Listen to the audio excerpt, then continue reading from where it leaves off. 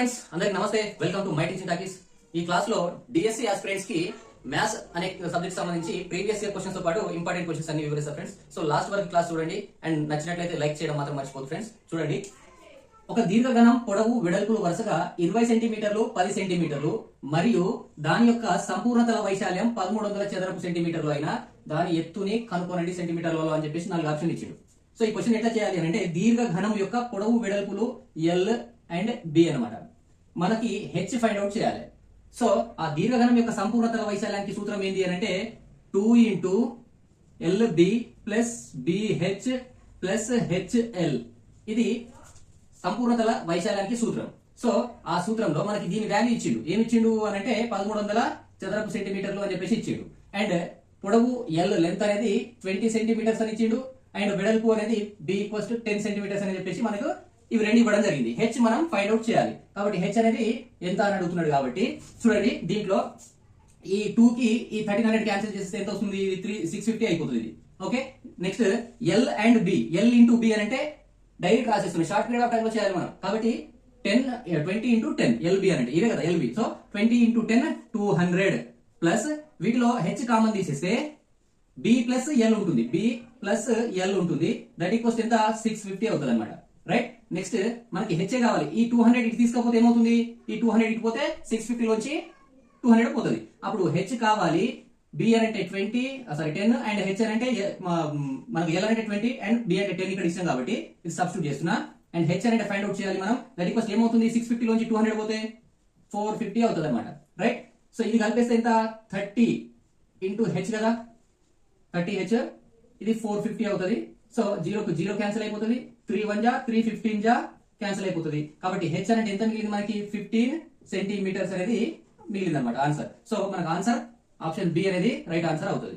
Right. Next question, ఒక ఘనంలో ఉంచదగిన ఒక తిన్నని పెద్ద పెద్ద కడ్డీ పొడవు సెంటీమీటర్లు 6 సెంటీమీటర్లు అయిన ఘనం ప్రక్కతల వైశాల్యానికి రంగు వేయడానికి చదరపు మీటర్ కి 15 రూపాయల చొప్పున ఆగు మొత్తం ఖర్చు ఎంత అని అడుగుతున్నాడు.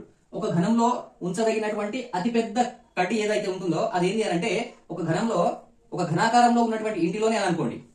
ఆ ఇంటిలో ఒక పొడవైన కర్రనో కడ్డీనో వేయాలి అని అనుకుంటే అప్పుడు పొడవైనది అని అంటే కర్ణానికి ఈ మూల నుంచి ఆ మూలకి వచ్చేటువంటి పొడవుని అంటాం మనం. ఆ పొడవు ఏమవుతుందంటే కర్ణం అవుతుంది. కాబట్టి ఒక ఘనం యొక్క కర్ణము ఇండైరెక్ట్ గా మనకి 6 సెంటీమీటర్స్ అని చెప్పేసి ఇచ్చిండనమాట. సో ఒక పెద్ద కర్ర, ఘనంలో ఉంచదగిన ఒక పెద్ద కర్ర అంటే దాని యొక్క కర్ణం అనమాట. సో కర్ణం ఇచ్చిండు. మనల్ని 15 అంటే దాని ఈ పక్కతల వైశాల్యం కనుక్కుంటే దానికి ఎంత రంగు వేయడానికి ఎంత ఖర్చు అవుతుందని చెప్పేసి అడుగుతున్నాడు. కాబట్టి సో పక్కతల వైశాల్యం కావాలి మనకు దేని ఘనం యొక్క. సో పక్కతల వైశాల్యం, ఘనం యొక్క పక్కతల వైశాల్యానికి సూత్రం ఏంటి? 4l² కావాలి. సో 4l² అంటే మనకి డి ఇచ్చిండు, మరి ఎల్ కావాలి కదా. డికి ఎల్ కి రిలేషన్ ఏంటి అంటే d² అనేది 6l² కి సమానం. d² అంటే 3l² కి సమానం. d² అంటే 3l² కి సమానం. ఓకే, మనకి l² కావాలి కదా దీంట్లో నుంచి l² కావాలంటే ఏమవుతుంది? l² అంటే l² అక్కడే వచ్చేస్తే అది d²/3 అవుతుంది అనమాట. ఓకేనా. సో దీంట్లో సబ్స్టిట్యూట్ చేస్తే ఏమవుతుంది? 4 ఇది l² అంటే d²/3 అని రాస్తాం. కానీ d అంటే ఏంటి? ఇక్కడ ఇచ్చింది కదా 6. కాబట్టి 4 ఇంటూ స్క్వేర్ అంటే 6 ఇంటూ 6 అని రాస్తున్నా, బై 3 ఉంది.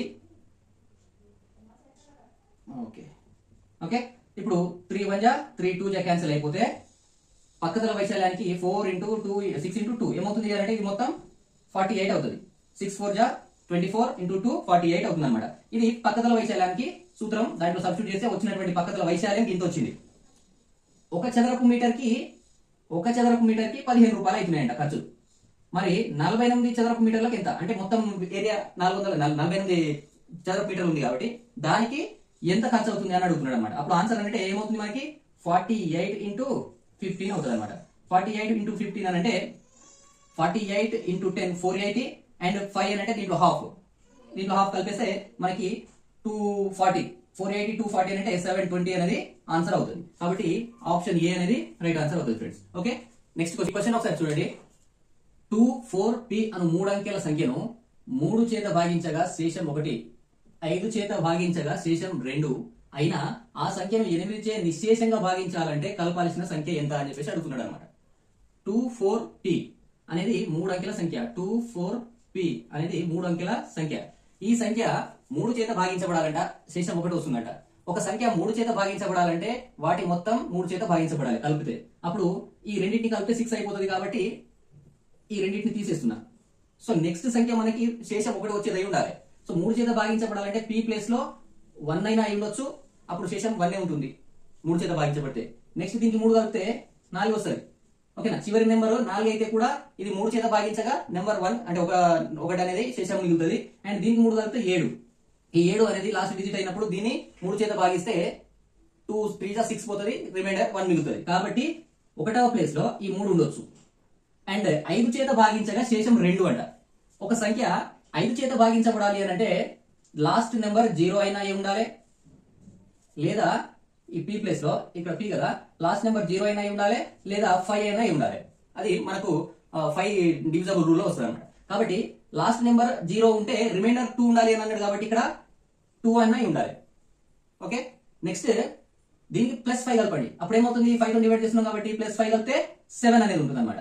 సో ఇక్కడ లాస్ట్ నెంబర్ 7 ఉన్నా గానీ 5 చేత డివైడ్ అవుతుంది, 2 రిమైండర్ మిగులుతుంది. కాబట్టి ఈ నెంబర్స్ లో 5 చేత డివైడ్ చేస్తే 2 రిమైండర్ ఉండాలి, అండ్ 3 చేత డివైడ్ చేస్తే 1 రిమైండర్ ఉండాలి. అంటే ఈ రెండింటిలో కామన్ గా ఉన్నటువంటి నెంబరే మనకి లాస్ట్ నెంబర్ అయి ఉంటుంది అనమాట. లాస్ట్ నెంబర్ ఈ రెండింటిలో ఏది కామన్ ఉంది, 7 అనేది కామన్ ఉంది. కాబట్టి ఆ నెంబర్ ఏంటంటే అంటే 2 4 7 అనేది ఆ నెంబర్. 3 అంకెల సంఖ్య ఇదనమాట. ఇప్పుడు ఏమడుగుతున్నాడు క్వశ్చన్, 8 చేత నిశ్శేషంగా భాగించబడాలంట. 8 చేత నిశ్శేషంగా భాగించబడాలి అని అంటే ఇక్కడ ఉన్నటువంటి 3 సంఖ్యలు ఏవైతే ఉన్నాయో అవి 8 చేత నిశ్శేషంగా భాగించబడాలి. సో ఇప్పుడు 2 4 ఉంది, ఇది 8 3 24, ఇది భాగించబడుతుంది. నెక్స్ట్ నెంబర్ 7 ఉంది, అది 8 చేత భాగించబడాలంటే దానికి ఎంత కలపాలి అంటున్నాడు. కాబట్టి ఇక్కడ ఉన్న నెంబర్స్ లలో దీనికి 1 కలిపినాం అనుకో, +1 చేస్తే ఏమవుతుంది, అది 8 అవుతుంది. అది 8 చేత డివైడ్ అయిపోతుంది, భాగించబడుతుంది. నిశ్శేషంగా అనేది కాబట్టి నిశ్శేషంగా భాగించబడుతుంది. ఓకే, కాబట్టి ఇక్కడ మనం కలపాల్సిన నెంబర్ ఎంత, 1. ఆప్షన్ 1 అనేది రైట్ ఆన్సర్ అవుతుంది అనమాట. ఓకేనా, next x is greater than 0, y is less than 0. x is greater than 0 అంటే ప్లస్, 0 కంటే ఎక్కువ ఉన్నది. y ఈజ్ లెస్ దాన్ 0 అంటే మైనస్, 0 కంటే తక్కువ ఉన్నది. అయితే x, y అనే బిందువు ఉండు పాదం ఏంటి అని చెప్పేసి అడుగుతున్నాడు. అంటే ఏ పాదంలో Q1 Q2 Q3 Q4 పాదాలలో ఏ పాదంలో ఉంటుంది అని చెప్పేసి అడుగుతున్నాడు అనమాట. ఇది x అక్షం, ఇది y అక్షం అయితే ఇటు ప్లస్ వాల్యూస్ ఉంటాయి x కి, ఇటు మైనస్ వాల్యూస్ ఉంటాయి. ఈ y అక్షంలో ఇటు ప్లస్ వాల్యూస్ ఉంటాయి, ఇటు మైనస్ వాల్యూస్ ఉంటాయి. కాబట్టి ఇది Q1 పాదం, మొదటి పాదం అంటాం. దీంట్లో x అండ్ y రెండు కూడా ప్లస్ వాల్యూసే ఉంటాయి. నెక్స్ట్ ఇందులో x అనేది Q2 పాదం అంటాం. దీన్ని x అనేది మైనస్ వాల్యూ ఉంటుంది అండ్ y అనేది ప్లస్ వాల్యూ ఉంటుంది. ఓకే, నెక్స్ట్ ఇది Q3 పాదం, దీంట్లో x అండ్ y రెండు కూడా మైనస్లే ఉంటాయి కాబట్టి మైనస్ కామ మైనస్. అండ్ ఇది Q4 పాదం. ఈ Q4 పాదంలో x అంటే ప్లస్ ఉంటుంది, y అంటే మైనస్ ఉంటుంది అనమాట. కాబట్టి ఇచ్చినటువంటి క్వశ్చన్ ఏంది, x plus y minus. x plus y minus ఎక్కడ ఉంది, ఇక్కడ ఉంది. కాబట్టి 4వ పాదం అనేది రైట్ ఆన్సర్ అవుతుంది. ఆప్షన్ డి అనేది రైట్ ఆన్సర్ అవుతుంది అనమాట. నెక్స్ట్ క్వశ్చన్ చూడండి, √3 plus √2 by √3 minus √2 is equals to a plus b √6 అయినా a² ప్లస్ b² విలువ ఎంత అని చెప్పేసి అడుగుతున్నాడు. సో దీన్ని ఏం చేయండి అంటే √3 ప్లస్ √2 బై √3 మైనస్ √2 ని ఈ బైలో ఉన్న నెంబర్ కి ఆపోజిట్ నెంబర్ అంటే సైన్ తోటి, అంటే √3 ప్లస్ √2 చేత దీన్ని గుణించండి, భాగించండి. అప్పుడు ఏమైతుంది అంటే అప్పుడు దీన్ని ఒకసారి అబ్జర్వ్ చేస్తే ఇది a plus b into a plus b అంటే √3 ప్లస్ √2 హోల్ స్క్వేర్ అవుతుంది. అండ్ ఇది a plus b a minus b అంటే a² మైనస్ b² లాగా అవుతుంది అనమాట. ఓకేనా, సో దీన్ని ఇంకా ఏం చేయొచ్చు, ఇప్పుడు a plus b whole square లాగా ఉంది కాబట్టి a² అంటే √3 whole square plus √2 whole square plus 2 into √3 into √2 అని రాస్తాం. బై ఇది రూట్ కి 2 క్యాన్సిల్ అయిపోతుంది, ఈ 2 కి స్క్వేర్ కి రూట్ క్యాన్సిల్ అయిపోతుంది. 3 మైనస్ 2 అని అంటే 3 మైనస్ 2 అంటే 1 అవుతుంది అనమాట. ఓకేనా, సో ఇప్పుడు దీన్ని విస్తరిస్తే ఏమవుతుంది, స్క్వేర్ కి రూట్ క్యాన్సిల్ అయిపోతుంది, ఈ స్క్వేర్ కి రూట్ క్యాన్సిల్ అయిపోతుంది. అప్పుడు ఇది 2 అండ్ ప్లస్ 2 3 ప్లస్ 2 ఏం మిగులుతుంది అక్కడ మనకి 3 ప్లస్ 2 ప్లస్ 2 ఇంటూ √2 ఇంటూ √3 అని అంటే √6 అవుతుంది అనమాట. బై 1 3 లోంచి ఒకటి పోతే 1 వస్తుంది అనమాట. ఓకేనా, దీనికి సమానం ఇది. దీని ఇంకేం రాయొచ్చు మనం, ఈ రెండు కలిపితే 5 అవుతుంది ప్లస్ 2 √6 అవుతుంది అనమాట. ఇది దేనికి సమానం అని చెప్పిండు, this is equals to a plus b √6 కి సమానం అని చెప్పేసి అన్నాడు. కంపేర్ చేయండి, ఇక్కడ √6 ఉంది, ఇక్కడ √6 ఉంది అని దాని ముందు నెంబర్ b కాబట్టి ఇక్కడ b అని అంటే 2 అండ్ ఇక్కడ ఏ అని అంటే 5 అవుతుంది అన్నమాట.